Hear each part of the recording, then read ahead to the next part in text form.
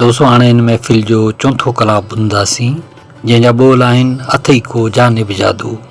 दोस्तों इन जो शाइर आहे कादर नोहाणी, पंहिंजे वक़्त जो तमामु मशहूरु शाइर। दोस्तों ही शाइरी ॿुधंदो त वरी हिते अंदाज़ ई अलॻि आहे ऐं उस्ताद जलाल चांडे जो ॻाइण जो वरी पंहिंजो ई निरालो अंदाज़ आहे, स्टाइल ई अलॻि आहे। दोस्तों इन कलाम जे लाइ असांखे फरमाइश कई आहे असांजे पीरी प्यारे दोस्त नेकमोहन लगारी साहब। उस्ताद जलाल चांडे जी ही नायाब यादगार प्राइवेट महफ़िल वॉल्यूम नंबर 17 तव्हां ॿुधी रहिया आहियो नूर मोहम्मद वसाण जे ताउन सां, जेको ॻोठ रावताणी ज़िलो सांगड़ तालुको सिंजूर में रहनि था ऐं उस्ताद जलाल चांडे जा चाहींदड़ ऐं मदाह ऐं परिस्तार आहिनि ऐं वॾा जाखोड़ी आहिनि। दोस्तों वॾा जाखोड़ी आहिनि। उस्ताद जलाल चांडे जो मवाद हथ करे पाण वटि हथी को करे रखनि था। दोस्तों मां सम्झां थो हीउ कलाम तव्हांखे बेहद पसंदि ईंदो। अगरि पसंदि अचे त वीडियो खे लाइक कयो, कमेंट्स कयो, दोस्तनि खे शेयर कयो ऐं ॾिसंदा रहो तव्हांजो पंहिंजो चैनल कामरान जानी सिंधी यूट्यूब ते।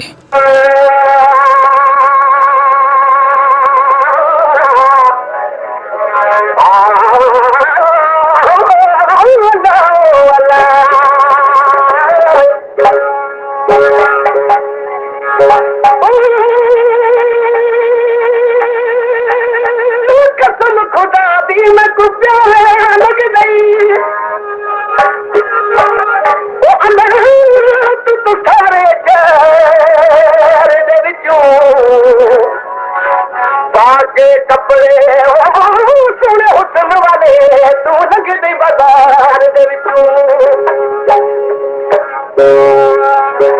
सूरत दे दीवे बन दे दीवे हो अल्लाह पे सरदार दे मोहतू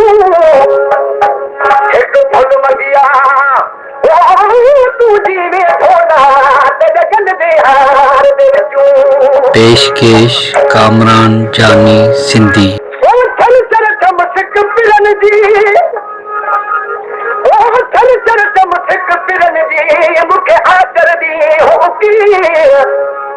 सोमर वंगारे अजरा मुझा अरबादी हो अमीर काशोदी खमी सजो खजो विराया खीर पूजा रे जी पीर मुझा जुमे गान बेदे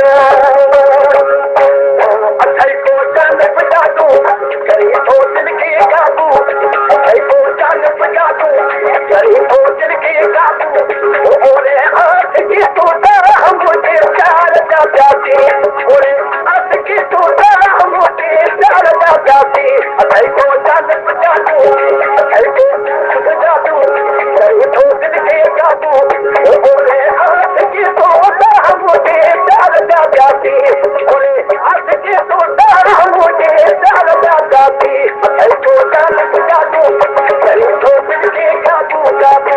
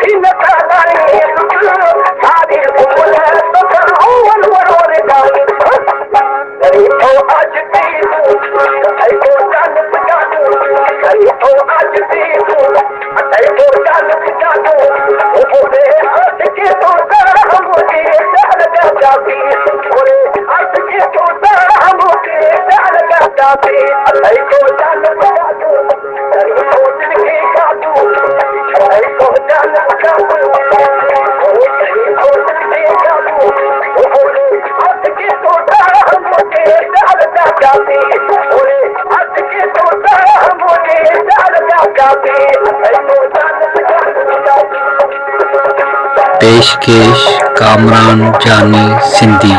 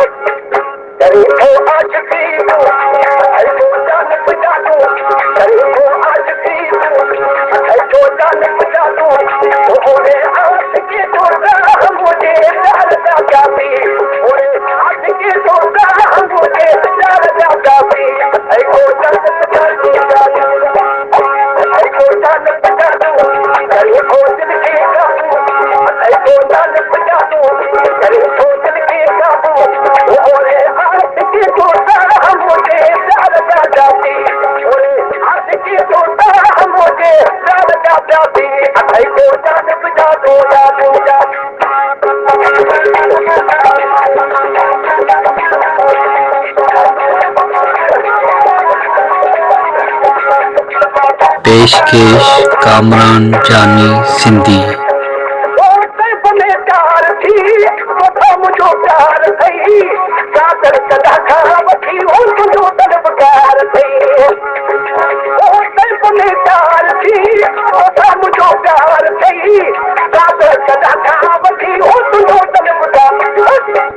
Kari